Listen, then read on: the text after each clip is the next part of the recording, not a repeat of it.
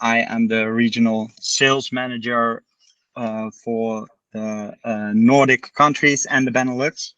Um, I also want to thank everybody that might watch the recording afterwards. Thank you, Yumna, because I think you enabled the recording. I'm really glad that my two colleagues, Yumna and Elizabeth, are here today to give an overview of Mindscape Commons and Africa Commons, and of course to answer any questions that there might be. Elizabeth is the publisher for both of these products, and Yumna is our customer engagement officer. Yeah, so I think let's start. I'm going to hand it to Elizabeth. Yeah, thank you so much. And thank you for joining the call today. I hope my audio is coming through. I'm having some computer issues, so I'm on my phone, but it sounds like everything's good. So thank you. My name's Elizabeth Roby, and we do, as Job said, we have several items to run through in short hours. So I thought what we do, we have 4, as you can see on the slide. Oh, Yumna, did you want to share this? Do we have the slide shared? Sorry. Let me do that really quick. Because I'm on my phone, sorry. No worries, no worries. So what we thought we'd do is we would review each of the products, Mindscape Commons, Africa Commons History and Culture, Black South African Magazines, and Southern African Films and Documentaries. I'd share a few slides just to give you the basis of each collection, and then we'd go to the platform and just give you a brief demonstration of that product, and then pause for questions. So we'll do that for each collection.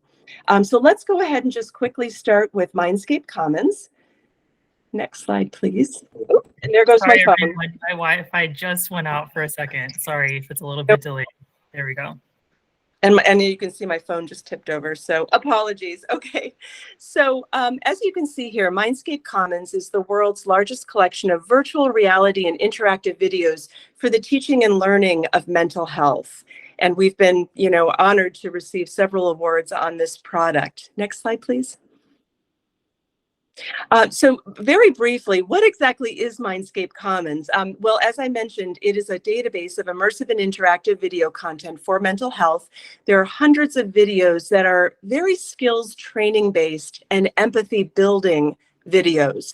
And these videos support programs in counseling, nursing, social work, behavioral health, as well as just related programs, criminal justice, any particular major that requires a course in mental health. All of the videos are very brief, between 3 and 15 minutes long. This has been very appealing to faculty and students. They want shorter videos. About 80% of our content has teaching guides that are included to provide that nice context around the videos, discussion questions, that type of thing. And in terms of VR, we have 360 and 180 immersive and interactive.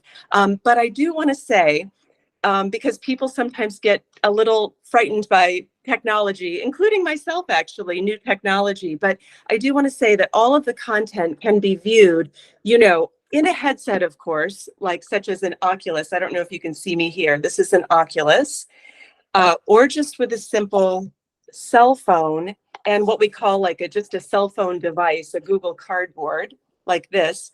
Or you can just view the content on a laptop. You don't have to view it with a device. And we have a number of professors who just use the content on their laptop. Next slide, please. I don't know how many of you have ever experienced, a session in a Google device, a Google Cardboard or an Oculus, but in terms of the research around VR and mental health is many people consider it an empathy agent or, an empathy machine. It really sort of allows you to walk in another's shoes to build that understanding because you're sort of immersed in their story.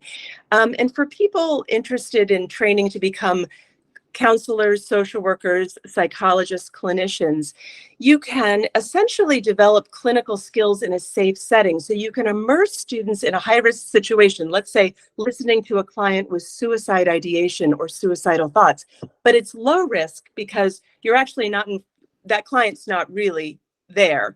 They're just there in your headset. So you have that immersive feeling like they are there. It feels very real, but it's a low risk type of situation. And that repetitive practice allows for self-improvement, skill improvement, and then there are a lot of different opportunities for research with virtual reality. Next slide, please. So that was a very, very quick overview of Mindscape Commons. And I think what we'll do right now is Yumna's just going to go to the platform and just show a couple of the videos. And, you know, if there is any interest in the product and you'd like a trial, we could go through a more detailed overview. Thanks, Yumna. Awesome. Thank you, Elizabeth. Hi, everyone. Nice to meet you. I'm just going to do a very quick walkthrough of the database. There's so much that can be covered, so forgive me for how kind of fast I go. I'm just going to kind of cover the basics, but we encourage you all to definitely log on to mindscapecommons.net and just kind of like dig through the content. It's really exciting, and it's probably one of my favorite commons that we have because I just think it's so special in the way that it's designed.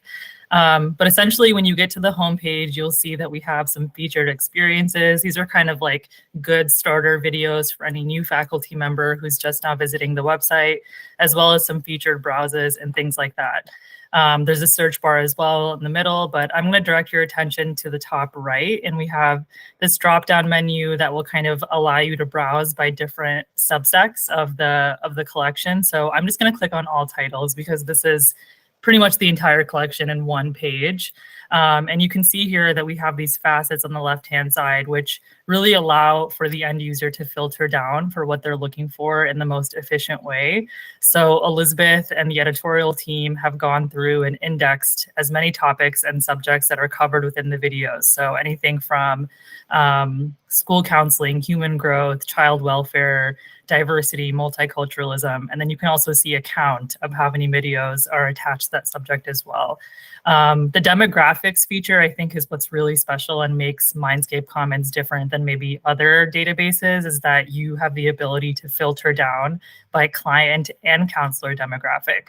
So I know for me, my personal preference and my counselors is that they're South Asian because I'm South Asian.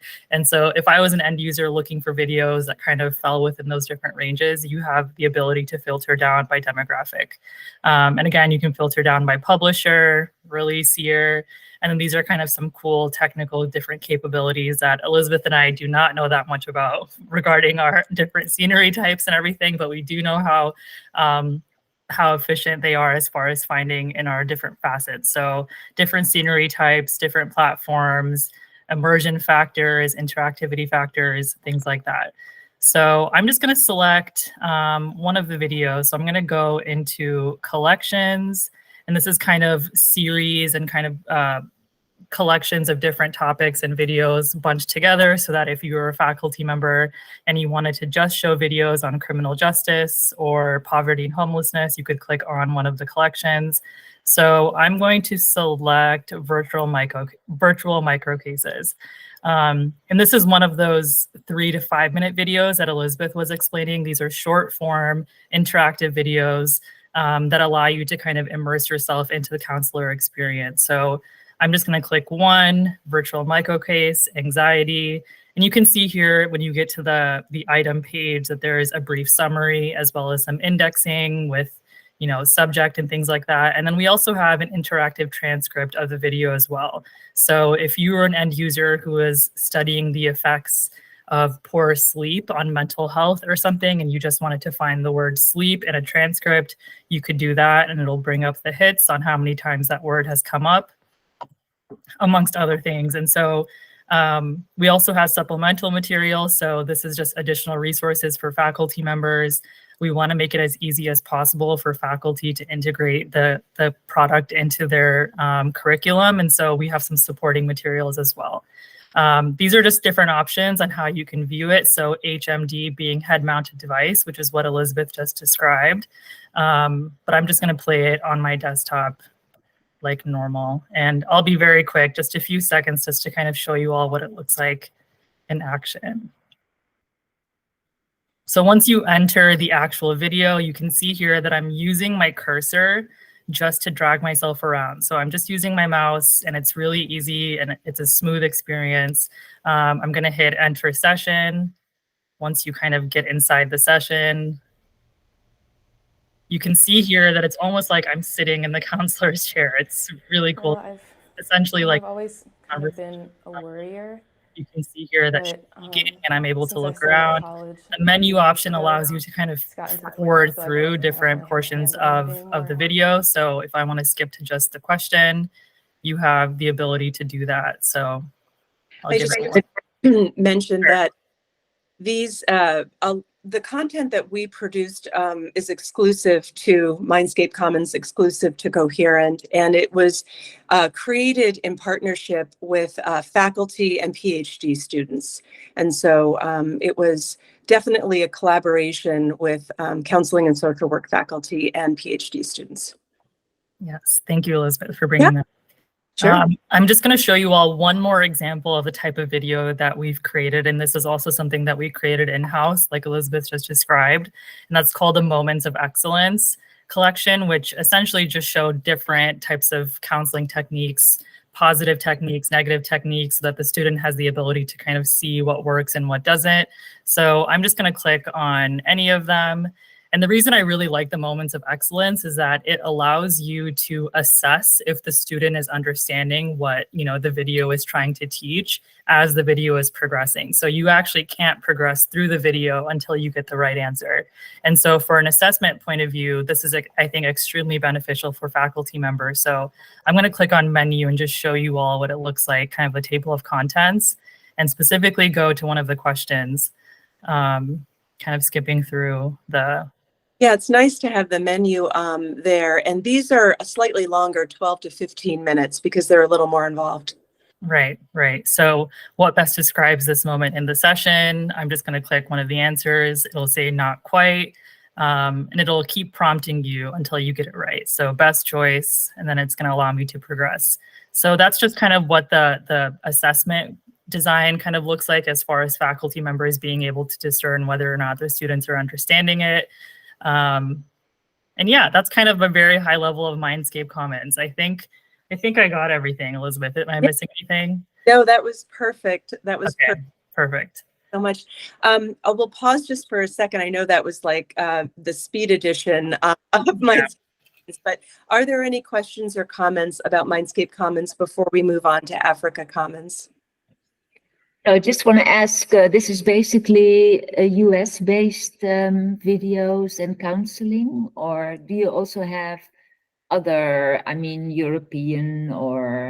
We do. It is, the majority of the content was produced or licensed in the US, but we do have content from the UK, from Australia, New Zealand. I wish we had some from the Netherlands. I'm sorry, we don't yet, but I do want to say that the content that we did produce in the US, it's based on evidence-based practices. So evidence-based practices are used worldwide. So although we have clients with, an speaking English with an American accent for the most part, it's evidence-based practices like cognitive behavioral therapy or, those practices. So they'll be familiar worldwide, but it's a great. Okay.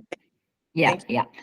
Judith, can I just ask you, because I know you work at the Erasmus University and you are maybe also familiar with UMC, the University Medical Center.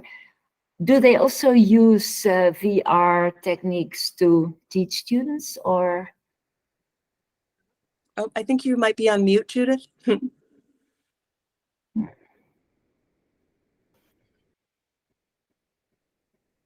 No, we can't hear you. You're not on mute though, so it's not you actually. Yeah.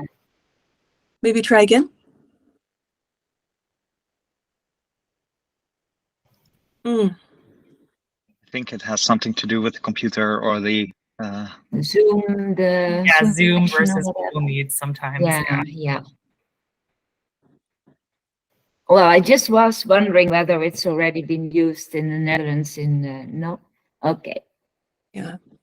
Yeah, it's, it's a new technology, and some university libraries and, innovation centers have really invested in VR equipment, and some are, still thinking about it. And when we went to build this product of Mindscape Commons, we kept all of that in mind, because some universities have it and some don't. So you can use it on the laptop or on your, on your cell phone, or you can use it with a headset, either way.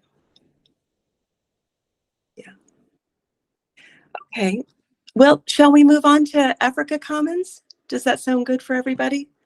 Okay, terrific. So, Yumna, if you could share your screen, please. Thank you so much.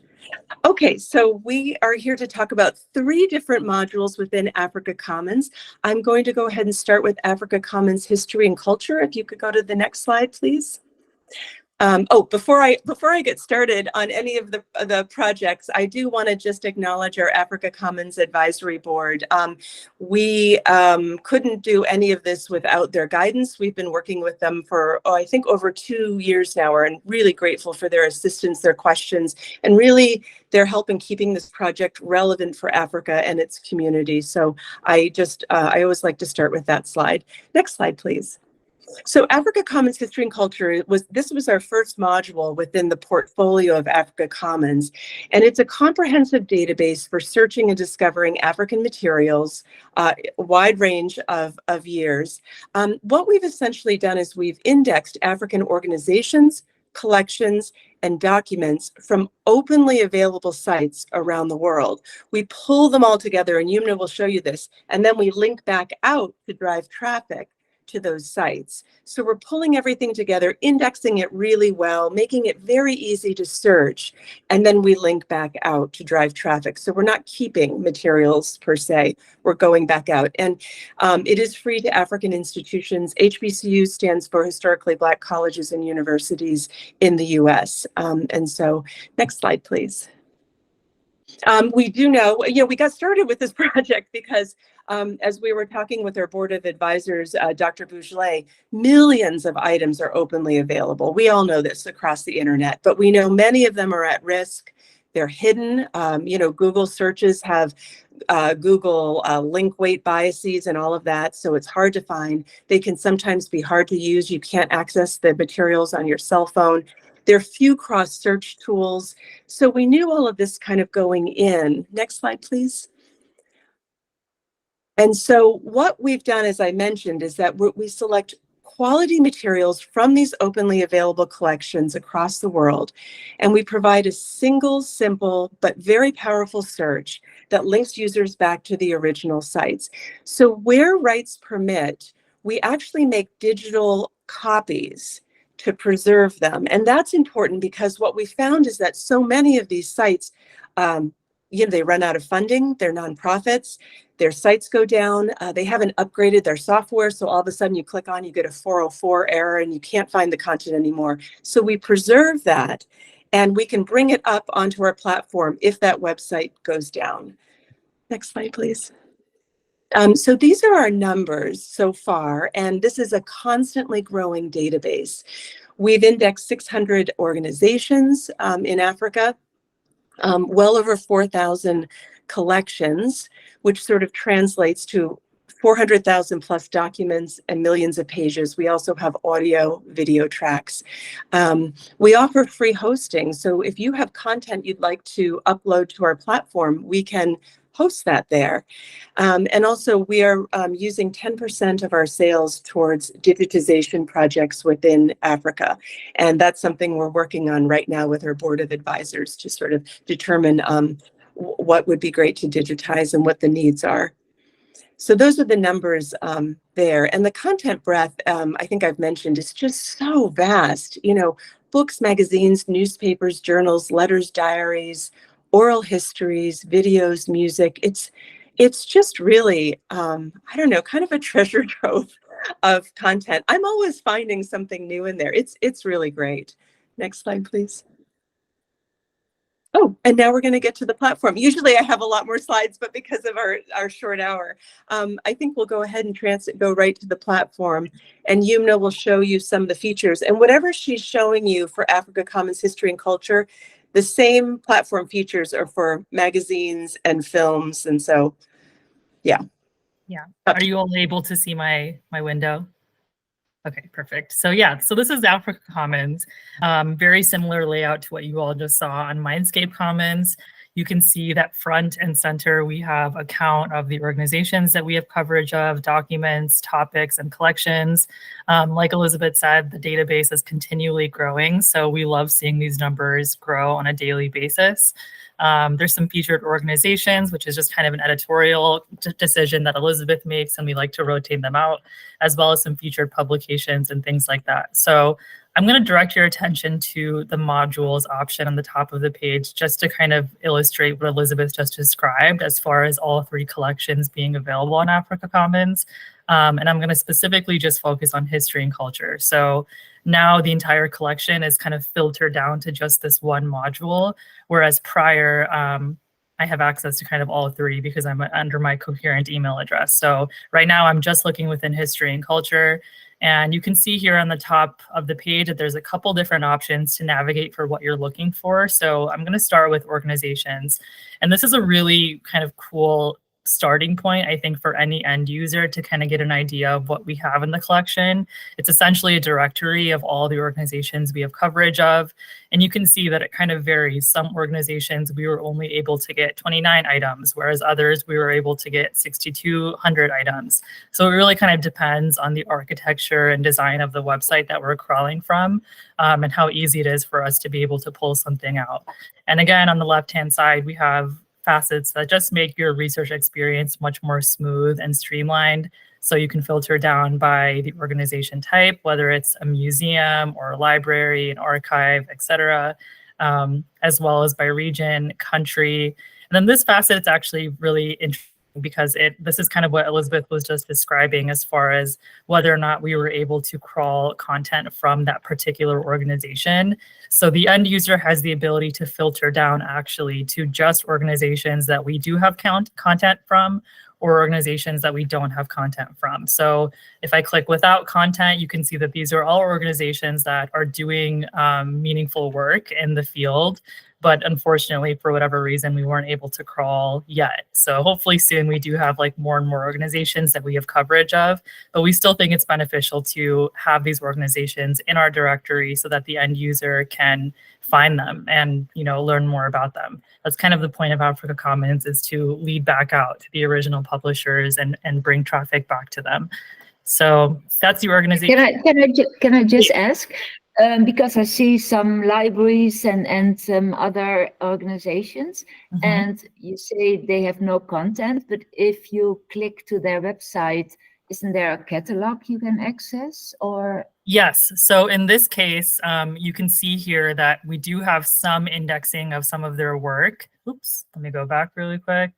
So when you go to their website, which we've indexed, it'll take you directly back out to the original website, which then the end user can kind of explore to their liking. So all we're really doing is just having a high level directory page of that particular organization, but not really pertaining to their collections or content, because we weren't able to crawl it for whatever reason. Okay, yeah. Got it. Thank you.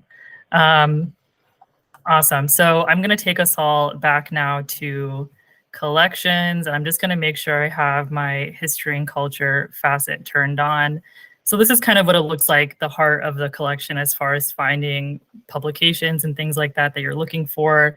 So this is a collection that, you know, Elizabeth probably can speak more about. It's called Black Sash, and it was sourced from Digital Innovation South Africa, which, Elizabeth, do you want to kind of describe like the hurdles that you faced with DISA and, you know? Oh, sure. I mean, a wonderful organization based in South Africa, and we met with them and said, this is what we'd like to do. Crawl your website, and then we'll just send traffic back to your website. And they were delighted for this to happen. They want their materials discoverable. And so this is just one collection of many with DISA. Black Sash was a feminist organization during the apartheid years in South Africa. And there's some really wonderful content there. I will say with DISA, this was sort of interesting. Their website now, I think, has gone down 3 times. And it's been a little scary, you know, because, oh no, but we've been able to have the backup materials ready to go. And then they've quickly been able to sort of, you know, get their website back up and working. But it's been really fulfilling to know that we've got these backup copies to deploy if needed. So I think is that kind of what yeah, you're that's great. Thank you, Elizabeth. So I'm going to take you all just into a particular item now to kind of show what it looks like. So this is just an item page. It has some brief indexing depending on how much information we were able to extract. And I'm going to hit the view option, and this will open up into a separate tab. And this takes me back out to DISA's website. So this is an example of us driving traffic back out to, you know, the original publisher, as well as kind of making it available in Africa Commons so that, you know, the end user can find what they're looking for and then reach back out to the original site. So that's just an example of something that we weren't able to get the full text PDF from, but we still link back out to. And I'm going to kind of describe something now that we have within the collection. So let me find something good. So I'm going to click on one of these. Let's see where it takes me. Oh yeah, this is also going to take me back out to the website. Give me 1 second. I'm going to do a search for women's rights.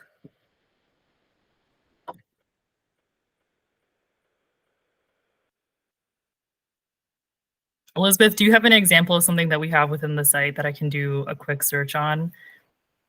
I don't know. I mean, we usually just link out, Yumna. So Right. For history and culture, everything's pretty much linking out. So This is in Dutch. This is in Dutch. So that's funny. yeah, you yeah. Good. I was going to have you do Leiden, type in Leiden, Leiden, Yeah. in the search, please. And let's just see what happens, what pulls up. I don't quite know what's going to pull up, but Yeah. oh, like we do have some materials from, I don't know what organization. We can take a look. So Well, there's Leiden different. is special. Oh, Leiden is a please go ahead. special Africa library. So I don't know whether they kind of uploaded some collections or Yeah. whatever. Yeah. Yes, so this is coming from the Museum for Anthropology in Leiden, and I think University of Southern California was able to kind of digitize it, but it's coming from Leiden technically, and USC is just kind of, you know, highlighting it. So this is an example of what different kind of item types look like. So these are images of different items, gold weights from the Imperial Museum, things like that. So you can see here on the document side that you have the ability to filter down by, again, the type of item that it is, whether it's an image or ephemera or something like that. So if I hit the filter, it'll kind of filter down to just what I'm looking at. And there's some other cool community features in Africa Commons that expand across all 3 modules that I'll just take a moment to highlight. So the first being the following option. So if there's a particular organization or topic or collection that you want to be notified on whenever we add new content to it, you can hit the following button and then you'll immediately get an email every single time something is updated.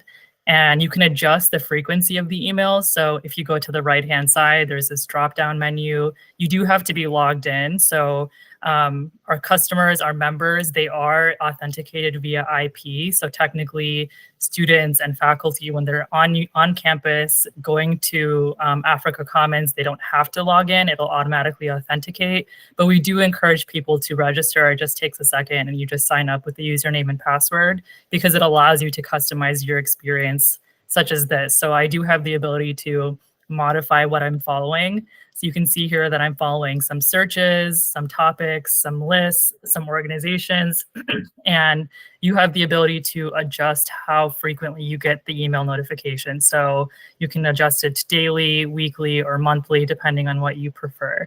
And this is, I think, a really beneficial feature for researchers, people who are trying to kind of stay up to date on various topics in the field. This allows you to kind of get the most up-to-date news as things are being added to the database. Some other customization features that specifically require you to be logged in are lists. And lists are really wonderful. They are essentially a research tool that allows the end user to pull various, items and organizations and things like that from the collection into one shared space. So this is actually a list that our colleague made for a course that she was meeting with a customer on. So this is a course that she found, Sexualities, African and Caribbean Perspectives. And she was able to kind of do different searches through the database, pull different items that she thought were relevant to this list, and then add it to this list. And now essentially she has this shared space with all the content in one place that she can forward on to faculty and students and things like that. And you do have the ability to follow a list. So anytime someone adds an item to that list, you can get a notification. You can also share the list. So I think for faculty members, this is particularly helpful as far as being able to embed the URL and things like that into your learning management system. So lists are really remarkable. They serve multiple purposes. If you're a student and you're trying to write a paper for a class that's coming up and you don't want to have to keep doing the same searches over and over again, you can just create a list and then it'll all just be there in one place. If you're a faculty member and you're curating your curriculum for the upcoming semester and you have a syllabi, rather than having a million URLs in the syllabi, you can just add it to a list and then it's all ready to go in the list. So lists are another kind of helpful community feature as well. And you can see here when I go to my lists, here's kind of different lists that I've created. You do have the ability to adjust the visibility of the list. So for example, if you are an end user and you have this list and it's just for you for research that you're doing, you can adjust it to private, or you can make it institutionally available. So my institution in this case being Coherent Digital. And that means that only other end users at your institution could view your list. So I think this is helpful for faculty who are potentially sharing a list with their students and they just want their students to be able to view it. Or you can make it public and just make it available to the Africa Commons community at large. So lists are really wonderful. They kind of serve different purposes, like I said. So that's a high level of Africa Commons. There's a bunch of other cool capabilities as well. I won't take too much more time, but there's an advanced search page. So if you want to get extremely granular with your search, you have the ability to. So you can see here just all the indexing that we have across different countries as well as different languages. So we have 427 items in Dutch, and I can just hit search and it will pull up everything that we have relating in Dutch. So the search facets are very helpful as well, and you can adjust the visibility, like I said, into grid mode or view it as a list. So yeah, that's the basics. I won't take too much more time on Africa Commons. Sorry, just with export, you can export the complete list, or how do I see that? So you can actually export okay. the search query itself. So right now you have the ability to see up to 20 results and then up to 50, depending on whatever you prefer. And then you can export that search result page into CSV or RIS format, or you can add it to a list and it'll immediately show up there. So now when I go there, my search query will show up. Okay. Yeah. Yeah. Thank you. Awesome. So I'm going to go back to the slides now, Elizabeth, unless we want to pause. Yeah. Any other questions on Africa Commons history and culture before we move on to magazines? Okay. Move on to magazines. Excuse me, which, as Yumna had said before, just remains on the same platform and everything. So when she goes to the platform, you'll be very familiar with it. But Black South African Magazines was our second module in the Africa Commons portfolio. It's the first and only digital collection of magazines created for Black African audiences in between 1937 and 1973. Next slide, please. So here are the numbers. The magazine collection brings together over 50,000 pages of historically significant magazines, rare magazines that were essentially written by and targeted specifically for Black African audiences. Many of these magazines provided a platform for a new generation of Black African writers, and the content is very fragile, and for the most part has been digitized for the first time. You may see, for example, Drum Magazine is sort of the hallmark of our collection.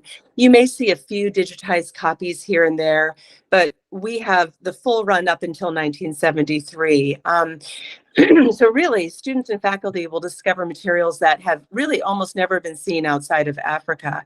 And all of the content has been sourced and digitized in South Africa. So we have a partner, Sabinet. They're a publishing company based in South Africa. And we've really worked closely with them in terms of sourcing the magazine content from various libraries in South Africa and digitizing it there. Next slide, please. Okay, let's see if I can see. Since I'm on my phone, I can, I'm gonna just, I've got a few notes here because I can barely see the slides, sorry. So here's just some overall highlights. As I mentioned before, Drum Magazine is truly the hallmark of the collection. If any of you know about this magazine or if you want to read about it, I can't tell you how much of an influence it had on political outcomes, how Black Africans were represented in society. There have been so many theses, papers, books written about Drum Magazine. It's really incredible. And then to have, the majority of issues digitized is just very, very exciting. Also in our collection, never before digitized, were a couple of women's magazines, Grace and Township's Housewife. These were the first women's magazines written by and for Black African women.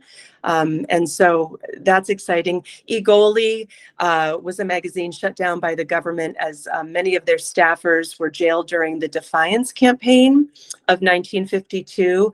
So I think we have maybe I think they were only open like 5 months, maybe a year. Zonk is focused on the Black South African experience, was a rival to Drum. High Note is a pictorial entertainment magazine. So those are just some of the magazines that we have and that we're digitizing. We have a few more and we have a complete bibliography that we can send you. I just wanted to highlight some of them. Next slide, please. The content is diverse. It's fascinating. It has everything from, investigative journalism, political journalism, fiction columns, celebrity, fashion, sports. The advertisements are just incredible. The advertisements on gender roles and tonics and pills and all of that. And, the magazine collection is really great for a number of different majors, history, political science, African studies, and so forth. So it's very applicable to a lot of different programs. Next slide, please. I mentioned this before, but all of the magazines, but Drum Magazine in particular, introduced a new generation of writers and photographers, people who really got their start with the magazines and then went on just to become very, very famous writers and photographers. And so, these are just a few highlights of those folks. Next slide, please. Oh, I think that's it. We're trying to get through this quickly. So Yumna's going to go to just a platform demonstration to show you the magazines. And please let us know if you have any questions as she's pulling this up. I think you're on mute, Yumna. That would be helpful if you guys could hear me. So yeah, like Elizabeth said, same exact experience, same platform. I'm going to go back to the modules option and specifically focus on Black South African magazines. And you can see here that, again, very similar outline, featured collections, featured topics, things like that. I'm going to specifically focus on our reader because that's kind of like the exciting capability behind magazines that really allows you to experience it in its fullest capacity. So when I click on Drum Magazine, which is what Elizabeth was just describing, again, there's kind of a brief synopsis of the magazine as well as some indexing.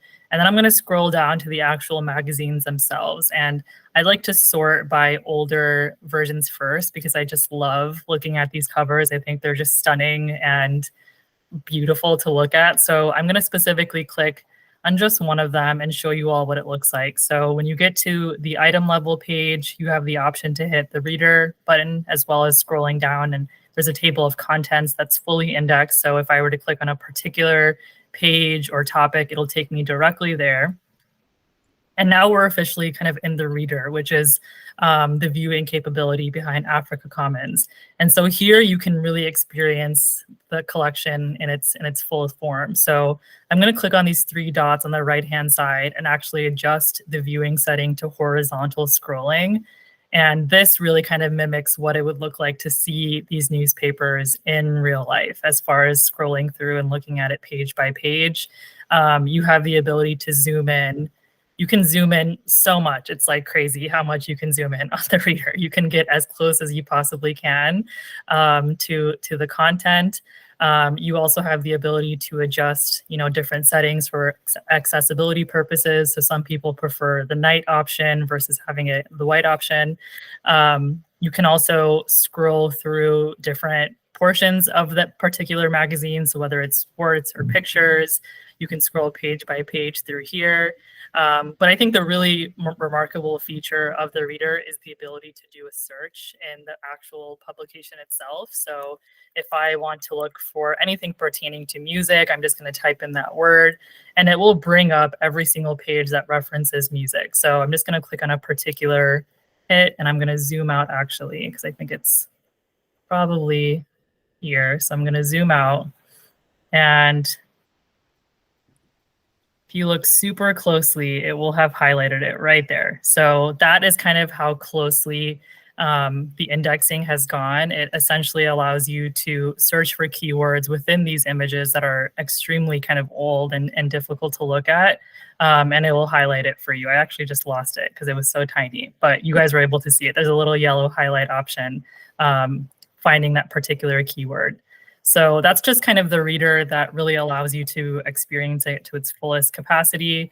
Am I missing anything, Elizabeth? I think I got everything with the reader. I think you did, yeah. Okay, perfect, yeah. So this is, again, kind of viewing it in different formats. So I just hit the full screen options that I can scroll through without kind of seeing all that other stuff around the reader. So it's really kind of customizable to what you prefer. And that's kind of the exciting portion of magazines. I'll go back to the sides now, Elizabeth, unless there's anything else. Would you have the night vision or the moon and the... Oh yeah, I think I showed the moon. Oh, you did? Oh, yeah, sorry. I showed the moon, yeah. Watching everything on my tiny screen, so. No worries. All right, we're gonna switch back over. Yeah, any questions on, I know that was a very speedy overview of the magazine collection, but I think we're at about, I want to say about 27,000 pages. We'll have a new upload by the end of this year. And we just found what was so exciting is that we could not find the earliest issues of Drum Magazine. They started in 1951. We were really committed to finding them within Africa. We do know some American universities like Northwestern, they may have some, although they were unwilling to share them with us because they're so fragile. They said, we can't even have our students look at them at this point because they're too fragile. We don't know what to do. But we ended up finding them at the National University of South Africa. And so it's been really a pleasure to be working with them. And so those earliest issues, which we can't show at this point because they're in the process of being digitized, will be uploaded and on our platform by early 2024. So it's been a really wonderful project and one that's sort of remained within Africa. And it's been great. So I just had to add a few other notes there. Okay. So we're just going to move on. This is our last module, Southern African Films and Documentaries. This collection includes hundreds of African documentaries, oral history, other films for study and learning. Next slide, please. So basically, these are films and documentaries from about 1916 to 2000. We've broken them up into 5 different types. And I think this is nice. I really like this indexing because, we have specific propaganda films around during the apartheid era, newsreels, documentaries, feature films, and interviews. So I like that indexing for faculty to find exactly what they need. The film topics, cover government, history and culture, health science, women's issues, biography, and many of them do cover the apartheid era of South African history. And, in terms of courses and majors, they're applicable to many, of course, African studies, but film and cinema, history and world culture, anthropology, women's studies, and more. That's actually, I think, my last slide on this one, because we actually have this 2-minute video that describes the collection. And so we thought it was appropriate maybe to show the 2-minute video of a film collection on video. Hopefully this will, thanks, Yumna. Let's see if we can hear this.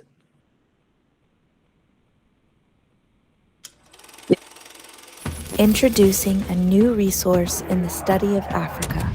Hundreds of films from 1900. For 300 years, white men have sought to subjugate Africans. For 300 years, Africans have resisted. To today. The collection includes unedited interviews with major figures like Winnie Mandela. Why is my father in jail? And Oliver Tambo. We could feel that it's going to be very difficult to continue with nonviolence. Raw footage of events like the Sharpeville massacre, newsreels, and propaganda. 6,000 miles remote from the scene of South Africa's slum memories, a self-styled redeemer could compare the rehabilitation of millions of people to mass evacuations carried out in Nazi and communist states. Feature-length documentaries. Generations of resistance. I was indoctrinated with a fear because that's what they do with us as children. And feature films of historic significance. High as a steeple, the African people. Containing exclusive content, the collection enriches courses in African studies, film and cinema, history. It was decided to reinforce the Cuban military contingent in Angola. And world culture, women's studies. The education of girls in Ghana has for years lagged behind that of boys. And more. Available on the Africa Commons platform. Great. Thanks, Yumna. I think, if you just want to get to the platform, we can show a few of the features and then pause for any final questions. I said, like Elizabeth said, I think that video kind of really highlights the collection perfectly. So I won't go too much into the actual content itself, but again, same exact website, but now I'm within the Southern African Films and Documentaries module. And I'm just going to show you all what the actual viewer looks like for videos. So similar concept when you're in the actual item, there's a brief summary, as well as some indexing information. And once you actually get into the video, you have the ability to, I'm going to hit pause. You have the ability to show the transcript of the video. So this is all generated transcripts, and you actually can search within the transcript itself. So again, I'm just going to search for the word music, and it will take me to that particular portion of the video and highlight down. So again, some of these videos are long, and for the end user, they might be looking for specific topics or subjects or themes, and this capability allows you to specifically filter down to just that particular search. Sorry, Yumna, I just wanted to note some transcripts. The transcripts have been auto-generated through technology, but what our plan is in the next couple of months is to have human effort made to clean up some of the wording, because with auto-generated transcript, people's names, places, and events sometimes get misspelled. And then as a researcher or a student, you're trying to look up somebody or something and it's not coming up. So our intent is to go through and clean up the transcripts, one by one. So I just wanted to let you know about that. Right. And yeah, same capability. You can add to list.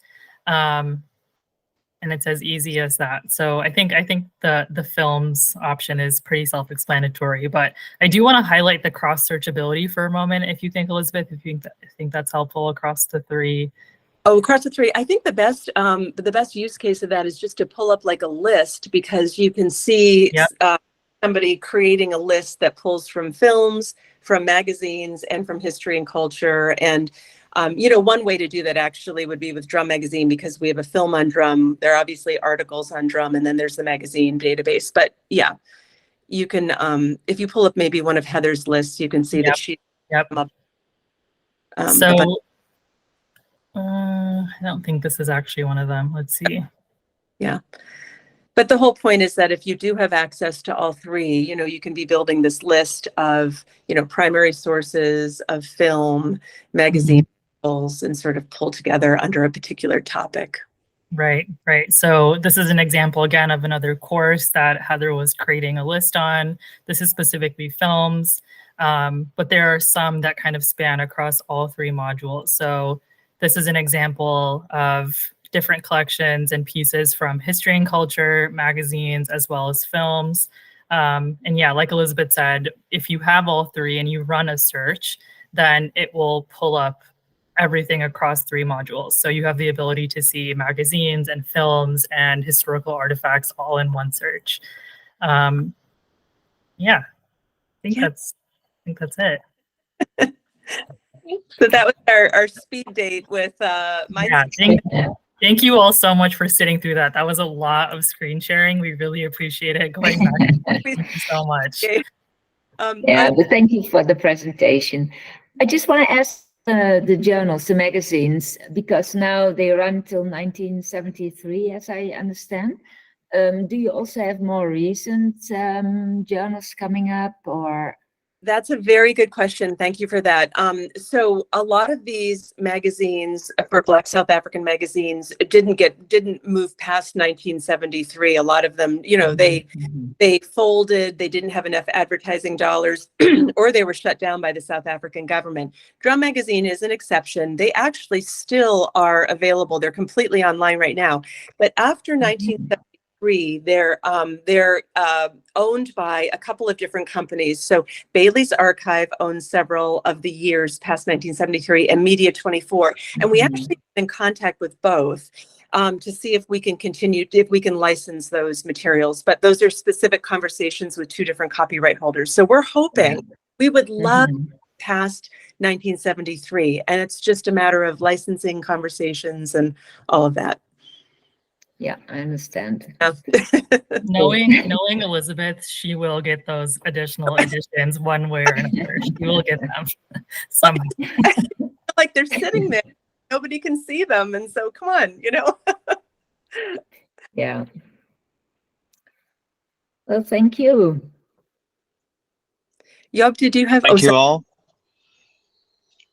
No one has any questions left? I don't think so.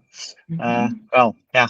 Thank you so much for attending. And if you are interested to have a trial or something like that, feel free to reach out to me.